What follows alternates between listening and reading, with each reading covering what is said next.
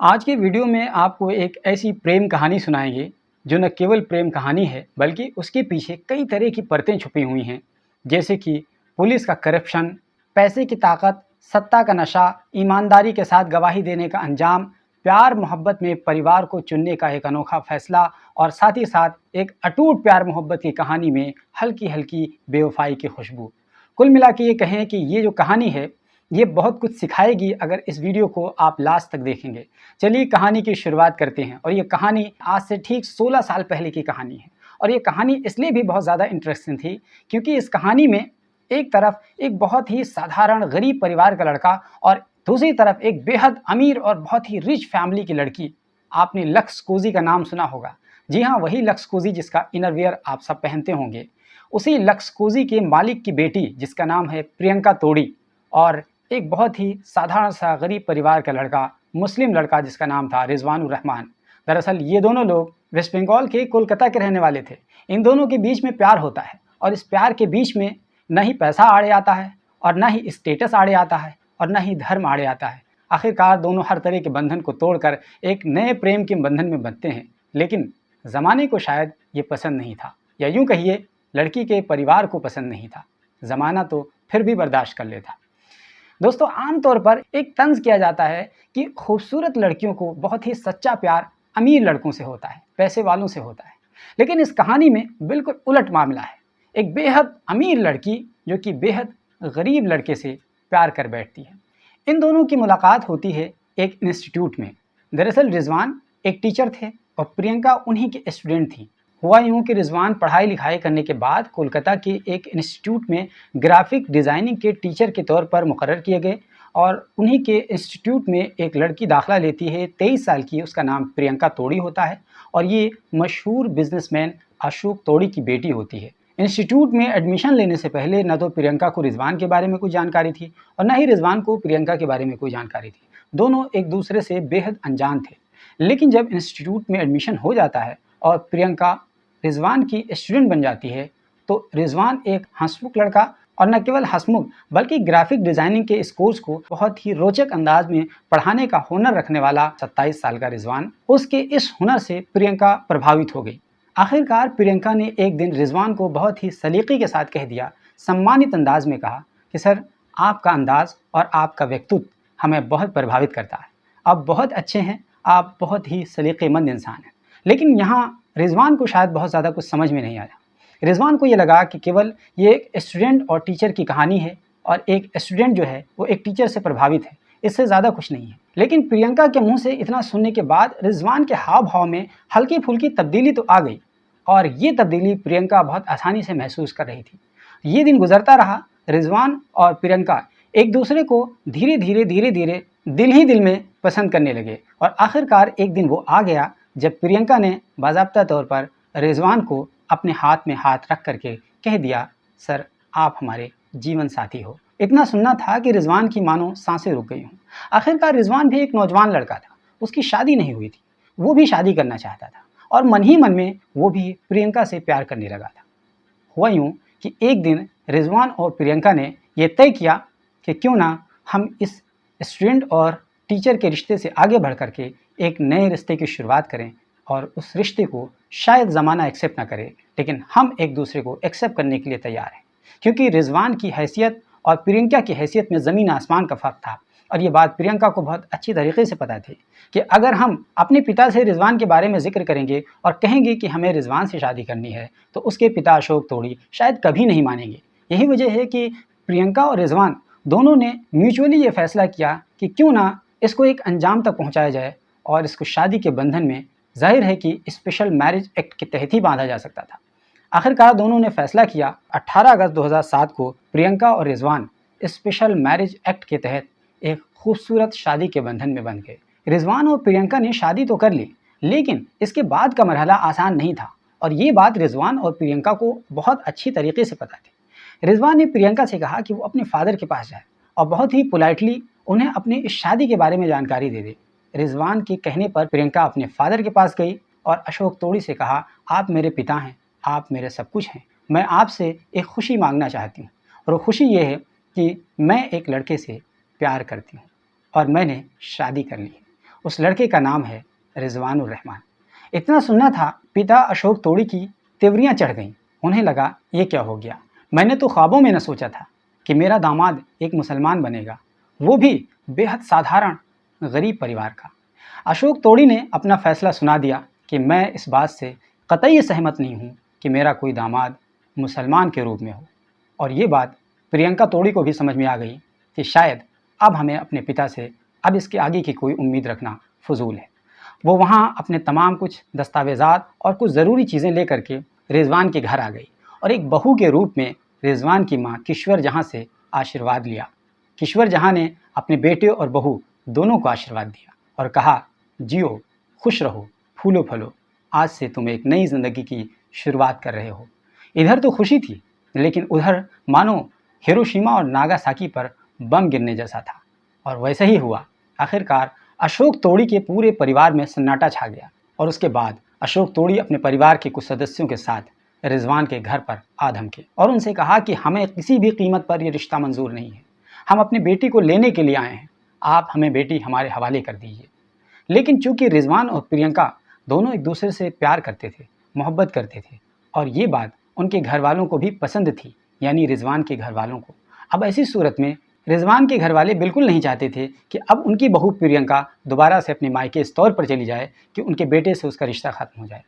जब यहाँ पर अशोक तोड़ी को मायूसी हुई तो अब अशोक तोड़ी ने पैसे और हनक और रसूख का सहारा लिया। उन्होंने बाज़ाब्ता तौर पर पुलिस को ही कुछ न कुछ सिखाया पढ़ाया या पैसे दिए होंगे। ज़ाहिर है इसका कोई सबूत नहीं है, लेकिन जिस हिसाब से पुलिस ने फेवर किया, और पुलिस ने क्या फेवर किया, जो डीसीपी थे अजय कुमार, उन्होंने रिजवान से कहा कि अगर तुम गिरफ्तार होने से बचना चाहते हो तो फिर प्रियंका को उनके पिता अशोक तोड़ी के हवाले कर। ये बात डीसीपी अजय कुमार ने बाज़ाब्ता ऑन रिकॉर्ड कही थी। ये बात सुन करके रिजवान के होश उड़ गए और कहा कि हमने तो लीगल मैरिज एक्ट किया है, हमने कोई अपराध नहीं किया है और ये कानून के मुताबिक है, स्पेशल मैरिज एक्ट, तो इसमें हमें गिरफ्तारी का क्या सवाल है।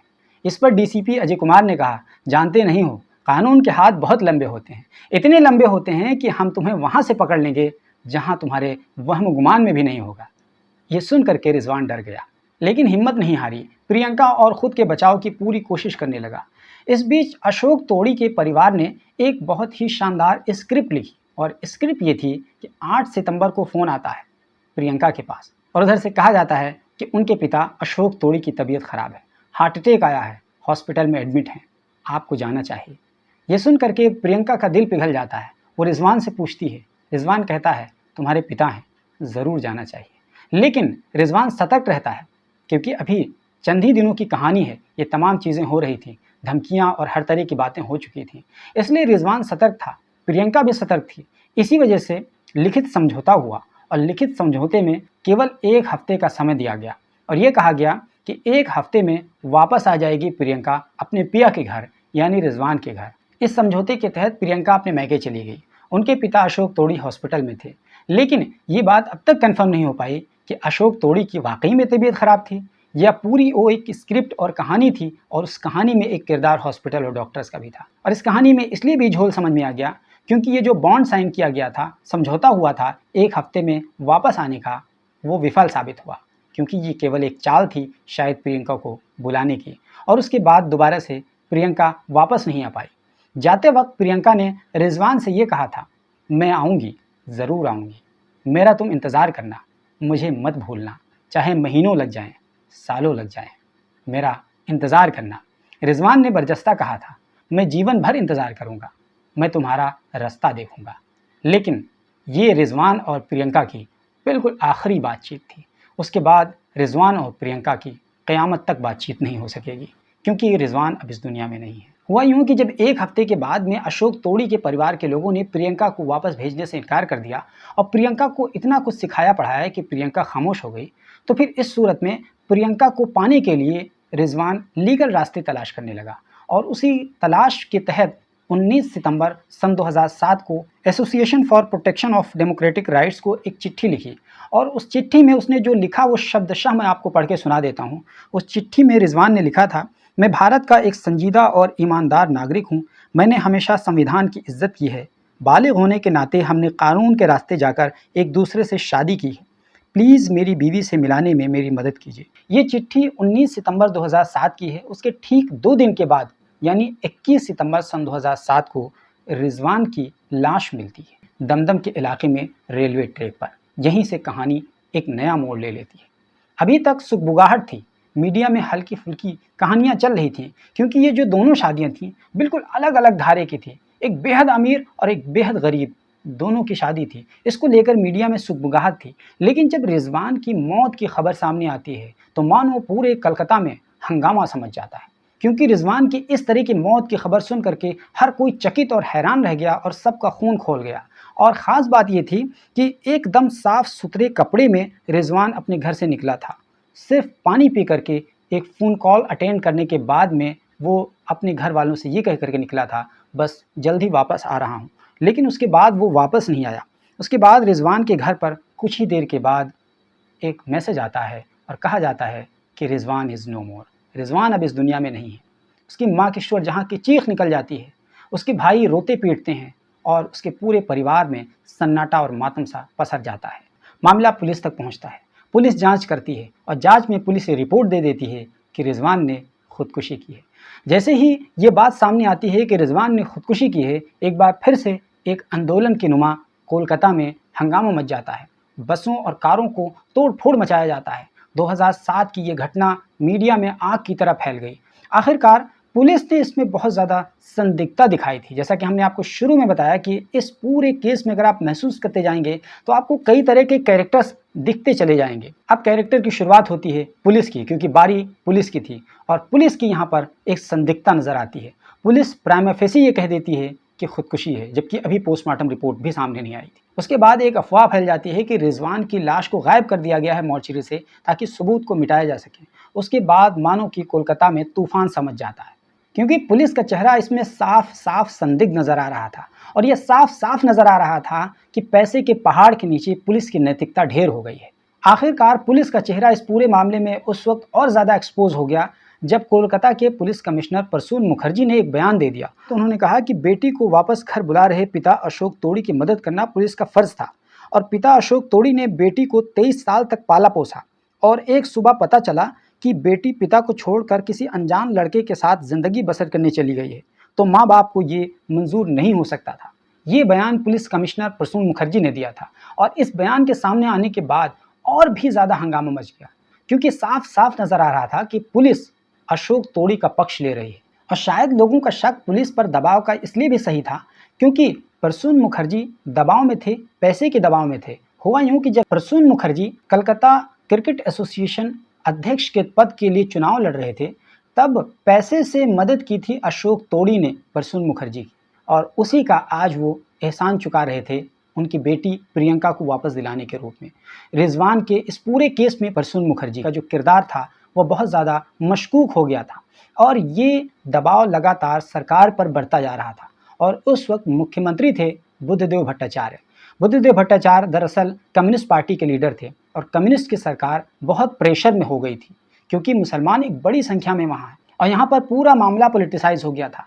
टीएमसी लगातार घेर रही थी, मुसलमानों का प्रेशर बढ़ता जा रहा था, और इसी प्रेशर में आकर के प्रसून मुखर्जी सहित 4 पुलिस वालों को ट्रांसफ़र कर दिया गया। और उसके बाद में दबाव और भी ज़्यादा बढ़ा तो चार्जशीट फाइल हुई अशोक तोड़ी के खिलाफ, और अशोक को शॉर्ट वाइल के लिए गिरफ्तार भी किया गया, लेकिन वो जमानत पर एक बार फिर से छूट गए, रिहा हो गए, और ये मामला आगे बढ़ता रहा। और आखिरकार ये मामला धीरे धीरे सीबीआई की तरफ चला गया, क्योंकि किश्वर जहां जो कि रिजवान अहमद की मां थी, उन्होंने मुतालबा किया कि इस पूरे मामले की सीबीआई जांच कराई जाए। क्योंकि मामला बहुत ज़्यादा हाईलाइट हो चुका था तो सीबीआई को सौंप दिया गया, और सीबीआई को ये आदेश दिया गया कि 2 महीने में इस पूरे मामले की जाँच करके फाइंडिंग रिपोर्ट सौंपे। लेकिन सीबीआई ने इस पूरे एंगल की जो जाँच की शुरुआत की वो आत्महत्या के शक के साथ की, और आखिरकार सीबीआई ने अपनी जाँच रिपोर्ट में ये कहा कि रिजवानुर रहमान ने खुदकुशी की थी। यहाँ जब सीबीआई ने कह दिया कि रिजवानुर रहमान ने खुदकुशी की, उसके बाद में एक और कैरेक्टर निकल करके सामने आया। एक कैरेक्टर था पुलिस सब इंस्पेक्टर रेलवे में, उसका नाम था अरिंदम मन्ना।